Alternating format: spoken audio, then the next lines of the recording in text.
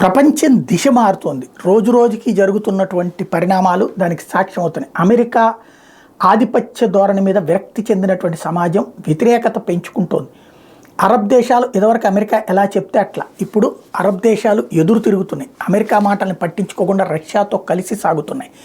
అట్లాగే ఇరాన్ ఒకప్పుడు భయంగా బ్రతికింది కాస్త సగర్వంగా సధైర్యంగా పొమ్మంటోంది. అమెరికాకి వ్యతిరేకంగా ఓ పక్కన హౌతీ తీవ్రవాదులతో దాడులే చేయిస్తోంది. అట్లాగే ఇప్పుడు రష్యా తన హవా పెంచుకుంటోంది. పుతిన్ మరొకసారి గెలవడంతో జరుగుతున్న పరిణామాలు ఇది.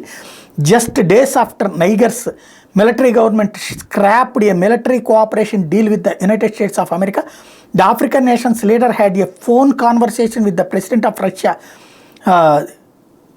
The Tiani and Vladimir Putin discussed defense and counter-terrorism cooperation in 2023. Niger has kicked out French troops after differences erupted with Emmanuel Macron's government over the coup which put Chennai is the in the throne. ఇది గతంలో ఉన్నటువంటి ప్రభుత్వం America చెప్పు చేతల్లో ఉన్నటువంటి France అండతో ఉన్నటువంటి ప్రభుత్వాన్ని బయటికి తరిమేసి కొత్తగా నైగర్లో వచ్చినటువంటి ప్రభుత్వం అమెరికాతో సంబంధాలు పూర్తిగా తెగతెంపులు చేసుకుని అమెరికన్ ఫ్రాన్స్ సైన్యాన్ని పంపించేసింది. మొన్న మధ్యన ఆ వీడియోలు కూడా మనం చేసుకున్నాం.